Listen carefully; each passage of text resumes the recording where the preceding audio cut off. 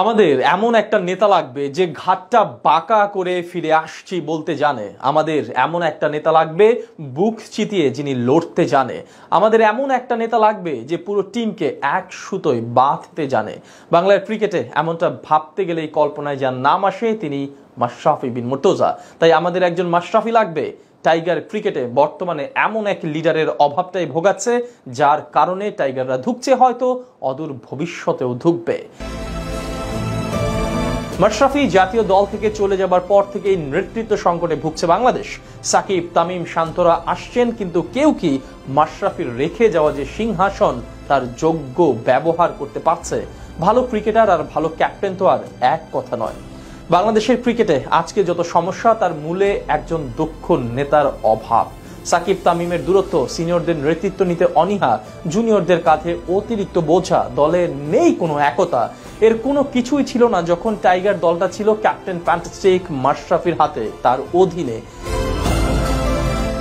Cricket তো দলীয় পারফরমেন্সের খেলা, এখানে ওরা 11 জন এক হলেই আসে সফলতা। কিন্তু এখন এক হবার বদলে অপ্রিয় সত্য যে প্রতিটা ক্রিকেটারই যেন আছে তাদের আলাদা আলাদা গ্রুপ, যে গ্রুপিং এর কারণে দল হয়ে খেলতে পারছে না বাংলাদেশ।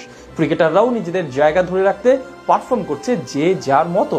মনে আছে নিশ্চয়ই 2019 বিশ্বকাপে কোচ মাহমুদুল্লাহ রিয়াদকে দল থেকে বাদ দিলেও মাশরাফি তাকে ছাড়া খেলবে না বলে সাফ জানিয়ে দিয়েছিলেন।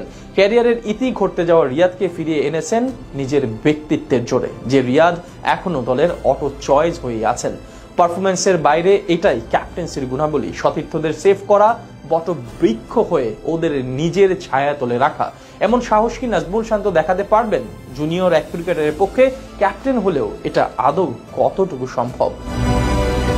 মাশরাফি হারার আগে হারতে জানে না। মাঠে ক্যাপ্টেনের এই লড়াকু মানসিকতা অনেক দূর নিয়ে যায় একটা দলকে। আজকে বাংলাদেশের যত সাফল্য তার ভিতটা তো গড়ে দিয়েছিলেন ক্যাপ্টেন ম্যাশ। জাতীয় দলের জার্সিতে তার যে নিবেদন, আত্মত্যাগ, তার শুধু বাংলার ঘরেই নয়, বিশ্ব ক্রিকেটে রূপলি এক অধ্যায়। সিনিয়রদের প্রাপ্য সম্মান যেমন দিয়েছেন, তেমনি জুনিয়রদের কড়া হাতে শাসনও করেছেন। তাই তো সতীর্থদের মাঝে কারো কাছে তিনি ছিলেন বন্ধু, কারো কাছে ভাই, কারো কাছে আবার মহাগুরু। সেই মহাগুরুর ক্যাপ্টেন্সির দর্শনটাই এখন আর কেউ ধারণ করতে পারছে না। অতীতের সাকিব, তামিম কিংবা হালের শান্তরা সবাই যেন নিজের আখের গোছাতেই ব্যস্ত। কেউ বৈঠা হাতে এগিয়ে আসছে না তীর হারা ওই ঢেউয়ের সাগরটা পাড়ি দিতে। কেউ আসছে না বুকের ছাতা বড় করে চোখ রাঙিয়ে যুদ্ধ করতে। কেউ আসছে না জীবন বাজি রেখে টাইগার ক্রিকেটের সব সমস্যা নিজের কাঁধে নিয়ে এগিয়ে যেতে। তাই ক্রিকেট আর সোনার বাংলাকে সামনে নিতে হলে আমাদের একজন মাশরাফি চাই, ক্যাপ্টেন মাশরাফি। মাশরাফিকে যদি আর নাও পাই, অন্তত মাশরাফির মতো কাউকে চাই।